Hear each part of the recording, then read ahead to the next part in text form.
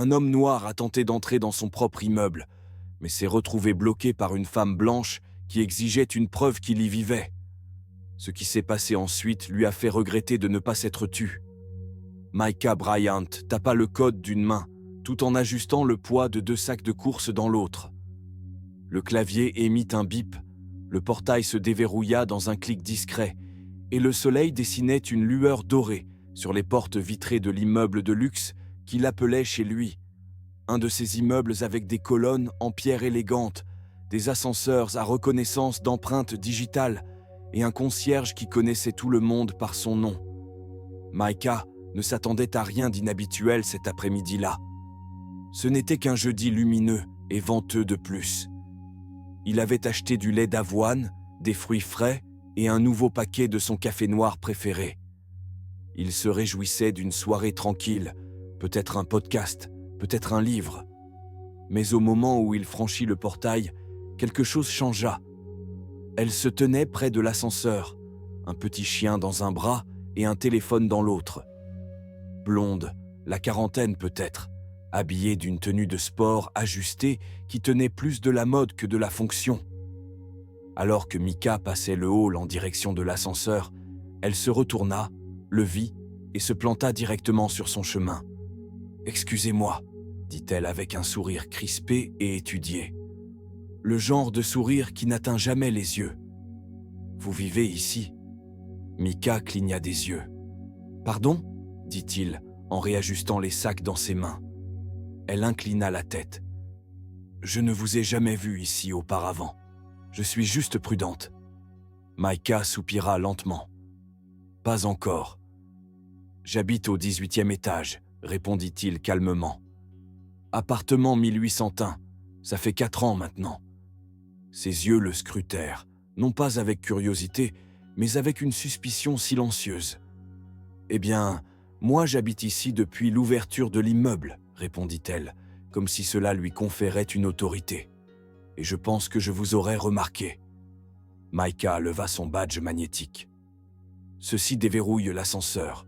J'ai aussi l'application de l'immeuble. Je viens d'entrer avec mon code. » Elle croisa les bras. « Ça ne prouve rien. Vous auriez pu suivre quelqu'un. » Et voilà. Il connaissait le scénario.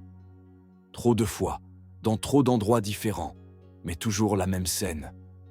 La pause, le sourire forcé, ce ton dégoulinant de condescendance déguisé en inquiétude. Micah se retint de soupirer. Il jeta un coup d'œil à la réception, mais le concierge n'était pas là, sans doute en pause. Il regarda l'ascenseur derrière elle, si proche, mais sa posture le disait clairement. Elle ne bougerait pas. « Écoutez, » dit-il d'un ton posé. « Je veux juste monter chez moi. » Son expression se durcit. « Alors vous ne devriez pas avoir de problème à le prouver. Puis-je voir une pièce d'identité ?» Micah se figea. Quelque chose se contracta dans sa poitrine. Le moment passa de l'irritation à l'invasion. Il n'allait pas remettre sa carte d'identité à une inconnue qui avait décidé qu'il n'avait pas sa place ici. Pas dans un lieu où il payait son loyer, participait aux réunions des résidents et saluait poliment des dizaines d'habitants qui semblaient ne jamais se souvenir de son nom. Il prit une profonde inspiration et sortit son téléphone à la place. « Je ne vais pas appeler la police, » dit-il, « mais j'ouvre la caméra. Je filme, juste pour que ce soit clair. » Ses sourcils se haussèrent. « Pourquoi ? Je vous protège. »« De quoi ?» demanda-t-elle d'une voix sèche. Elle ne répondit pas. Il fit quelques pas en arrière, vers le couloir menant à la salle du courrier. Il ne voulait pas que la situation dégénère. Pas dans une ville où tout peut basculer en quelques secondes pour un homme qui lui ressemble. Micah composa un numéro. Sa voix était calme lorsque quelqu'un décrocha. « Hey, c'est Micah. Oui, tu peux descendre au hall 1 minute ? On a une situation. » La femme plissa les yeux. « Vous me menacez ?» Micah secoua doucement la tête. « J'empêche juste que cela devienne pire. » Le silence entre eux était dense, chargé de tension et de vérités non dites. Des vérités qui n'ont pas besoin d'être criées. Elles s'expriment par le langage corporel, par l'assurance, par cette longue histoire d'hypothèses qui suivent les gens, comme Micah, jusque dans les lieux où ils ont pourtant parfaitement leur place. Et malgré tout, il garda la voix posée, les mains visibles, l'attitude calme, car il savait ce que cela signifiait d'être perçu comme une menace, même quand on ne porte que des sacs de course et un sourire poli. Micah réajusta les sacs dans ses bras et tenta encore, doucement, poliment, avec plus de patience que la plupart n'en auraient eu. « J'habite ici depuis 4 ans, dit-il d'une voix posée mais sèche. 18e étage, appartement 1801. Mon nom est sur le bail, je connais le code de l'immeuble. J'ai même voté pour les nouveaux équipements de la salle de sport lors du sondage des résidents l'an dernier. » La femme ne bougea pas. Elle resta fermement plantée devant l'ascenseur comme une gardienne autoproclamée. « Ça ne prouve rien, » répliqua-t-elle. « Les gens mentent tout le temps. » Micah leva à nouveau son badge magnétique. « Ceci déverrouille l'ascenseur. C'est comme ça que je suis entré. Si vous ne me croyez pas, je peux vous le montrer. » Ses yeux se plissèrent. N'importe qui aurait pu le trouver ou le voler. Le chien dans ses bras s'agita. Elle le réajusta sans détourner son regard de Micah, son expression se durcissant quelque part entre la paranoïa et l'autorité satisfaite. Son badge avec son prénom oscillait sur la sangle de son sac de sport de marque. Amanda. Micah jeta un regard à l'ascenseur, à seulement 3 mètres. Si proche, mais impossible à atteindre sans aggraver le face-à-face. Amanda croisa les bras. « Écoutez, je ne vous connais pas et je ne laisse entrer personne tant que je ne suis pas sûr qu'il habite ici. » Micah sentait son pouls dans ses oreilles. Pas de peur. Il n'avait pas peur d'elle, mais de fatigue. C'était la 4e fois en 2 ans que quelqu'un dans cet immeuble doutait qu'il y vive. Une fois dans le parking, une autre fois dans la salle du courrier, et une fois, honteusement, dans la salle de sport par un homme qu'il avait vu faire une présentation lors d'une réunion Zoom du bâtiment une semaine plus tôt. Et maintenant ça, cette femme, ce ton, cette mise en scène. Il n'éleva pas la voix, ne jura pas. Il inspira lentement et dit « Je ne vous dois rien, Amanda. Je vis ici. Je ne suis pas obligé de prouver mon humanité chaque fois qu'une nouvelle personne décide de la remettre en question. » Amanda se raidit.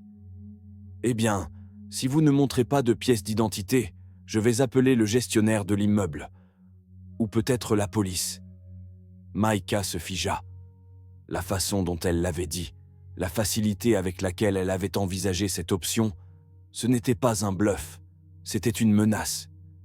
Une menace trempée dans le poison du privilège. Elle ne se souciait pas des faits. Ni du badge, ni du code d'accès, ni des sacs de course dans ses mains. Elle voyait sa peau, sa confiance tranquille, et traduisait cela en danger. Micah posa lentement ses sacs de course contre le mur et sortit son téléphone. Il appuya sur le bouton d'enregistrement. « Juste pour le contexte, dit-il d'une voix calme. Voici Amanda, j'habite ici. Elle m'empêche d'accéder à mon domicile, exige une pièce d'identité et menace d'appeler la police. » La mâchoire d'Amanda se crispa. « Vous me filmez ?» lança-t-elle. « Oui, répondit-il, pour ma sécurité.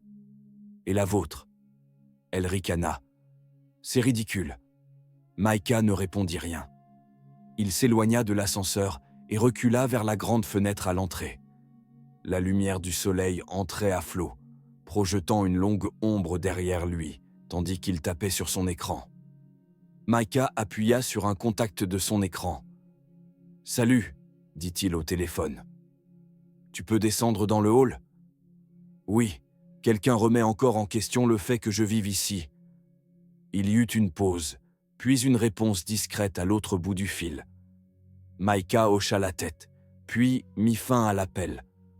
Amanda bougea légèrement, toujours rigide, mais son regard changea.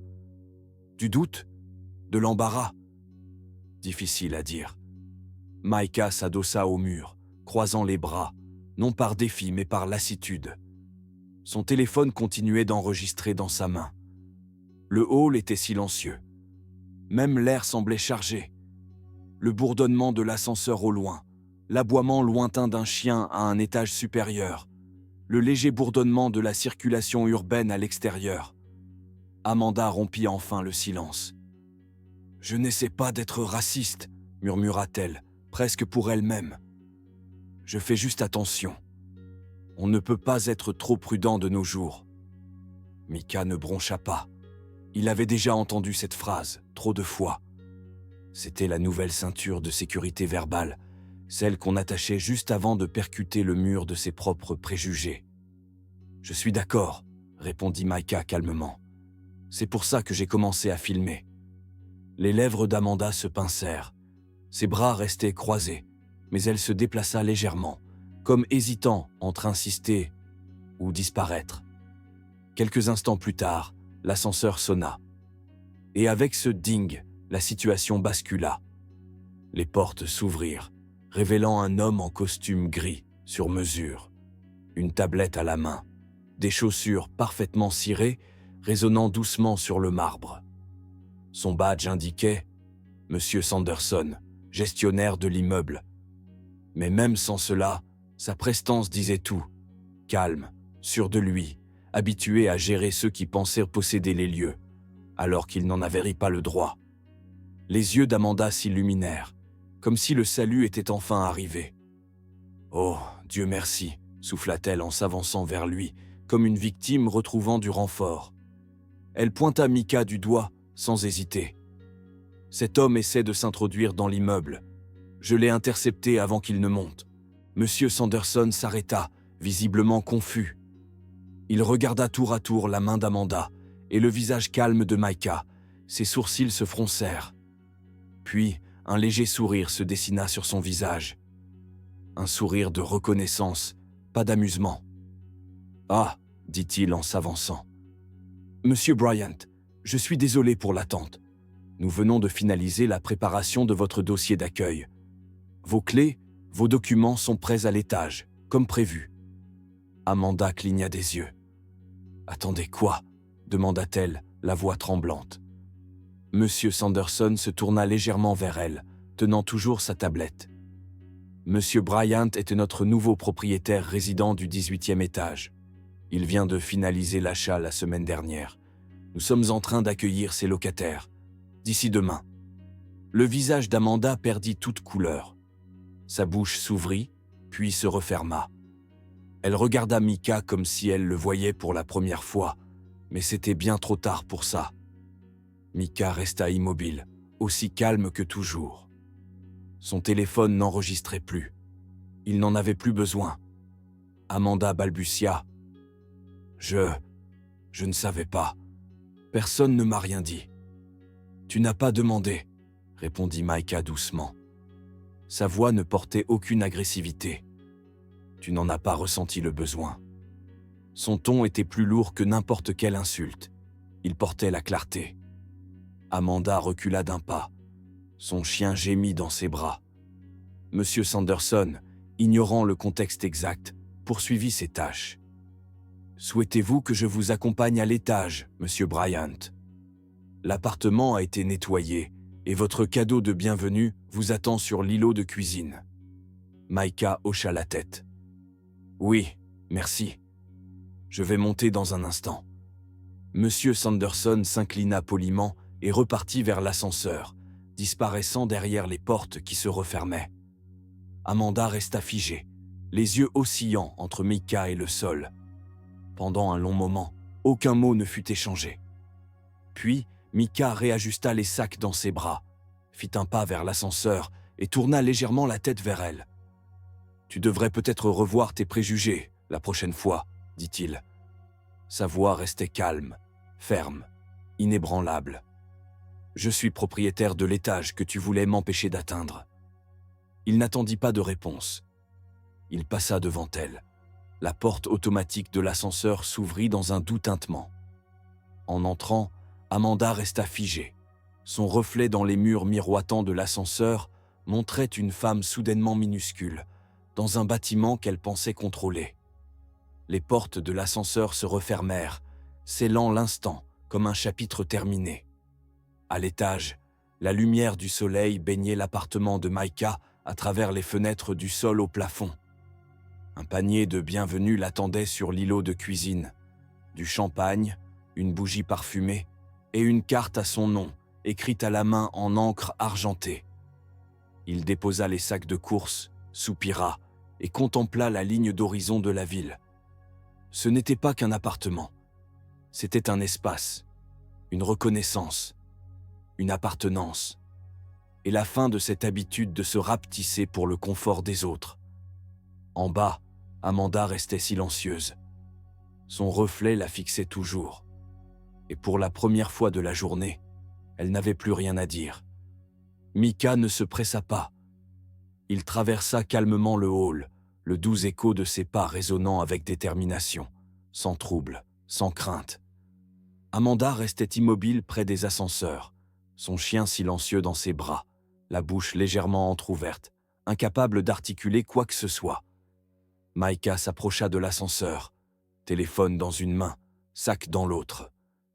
Il approcha son badge du panneau, et dans un tintement doux, les portes s'ouvrirent. En entrant, il se tourna légèrement, croisant le regard d'Amanda.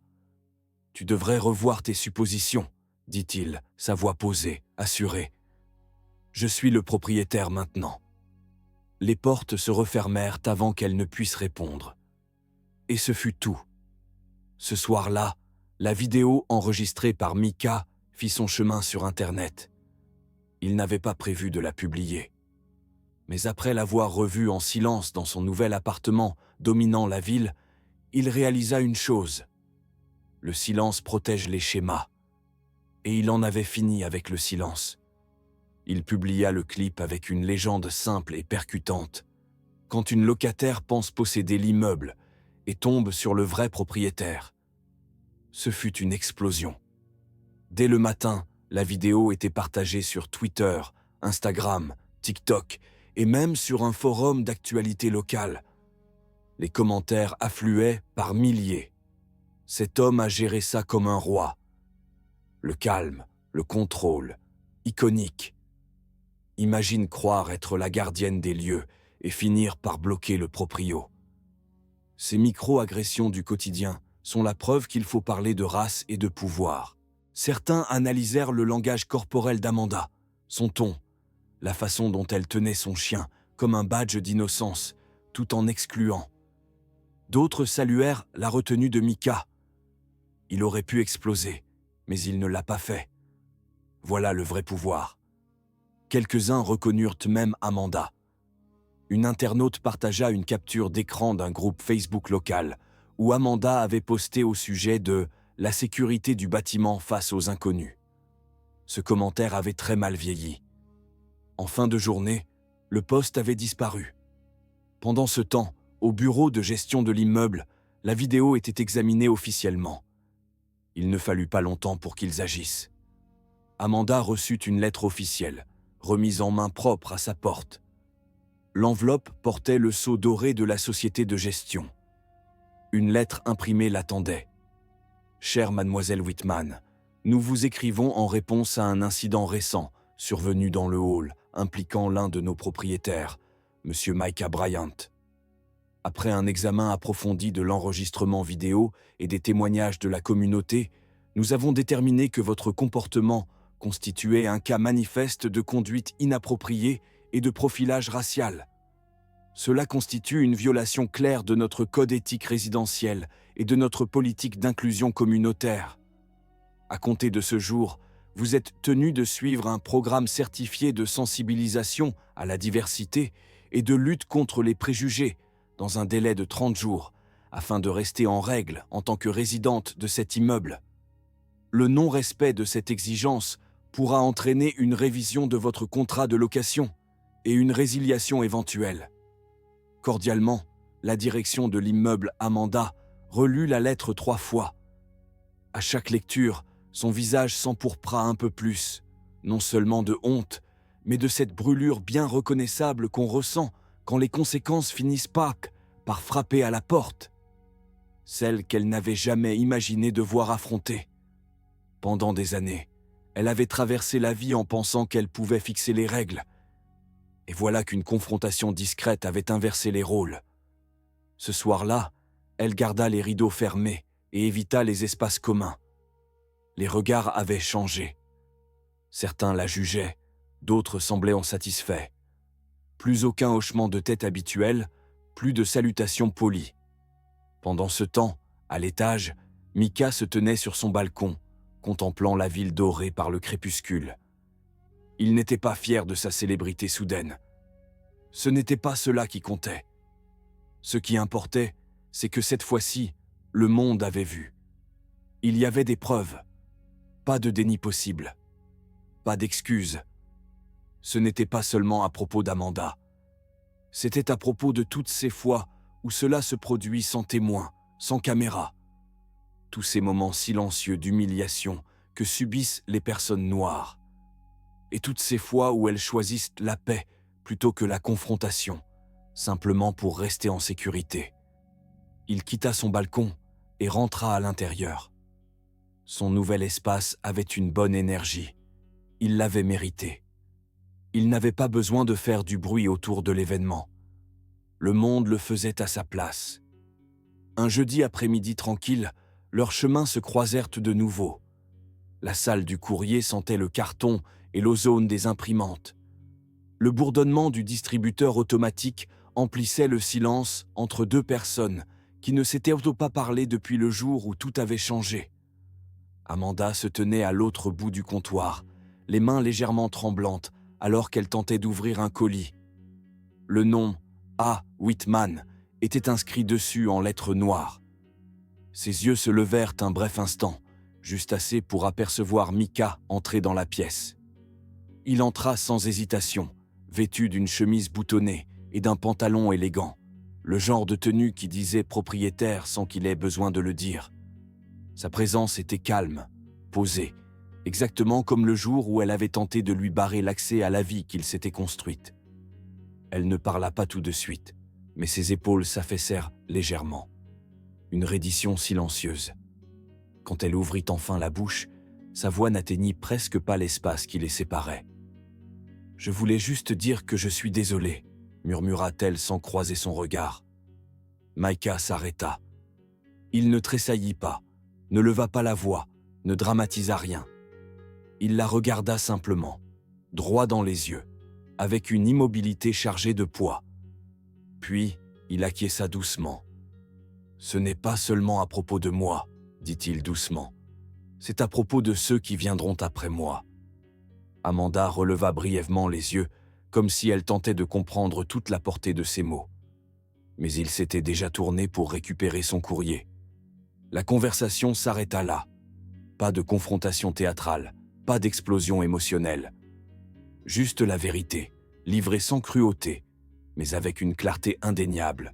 Ce soir-là, Mika publia un dernier message sur ses réseaux sociaux. Pas de vidéo, pas de hashtag, pas de montage. Juste un fond blanc avec du texte noir. Le racisme ne porte pas toujours une cagoule. Parfois, il porte un cardigan et maintient la porte de l'ascenseur ouverte. La publication devint virale en quelques minutes. Elle n'était pas en colère. Elle n'en avait pas besoin. Elle était honnête, et c'est ce qui força les gens à arrêter de faire défiler.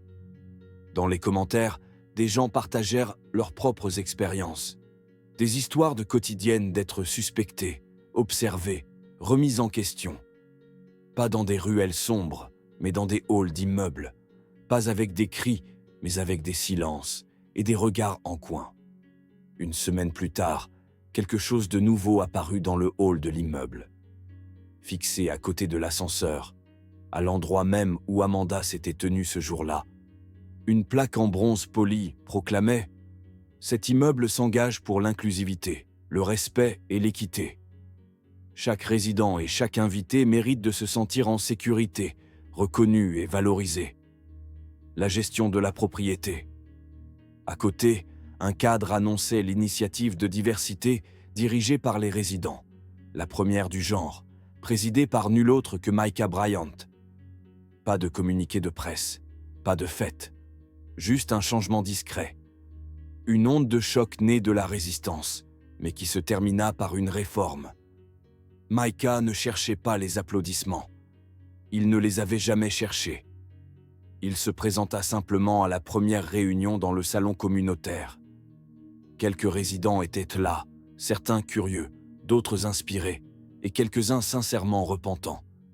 Il ne commença pas la réunion par des accusations, mais par des questions. Comment faisons-nous de cet immeuble un lieu où chacun se sent chez lui dès la première fois qu'il entre? Il n'y avait pas de réponse facile. Mais la conversation avait commencé, et c'était déjà beaucoup. Parfois, la justice ne rugit pas. Elle marche dans des halls en silence. Elle tient sa dignité dans un ascenseur. Elle corrige avec sa présence, pas par la performance. Micah avait fait ce que beaucoup sont forcés de faire. Défendre leur droit d'exister, de vivre, de respirer dans des espaces qu'ils ont pourtant mérités. Mais ce qui le rendait différent, c'est qu'il avait transformé cette défense en quelque chose de plus grand, quelque chose de durable, un miroir, une leçon, une nouvelle norme.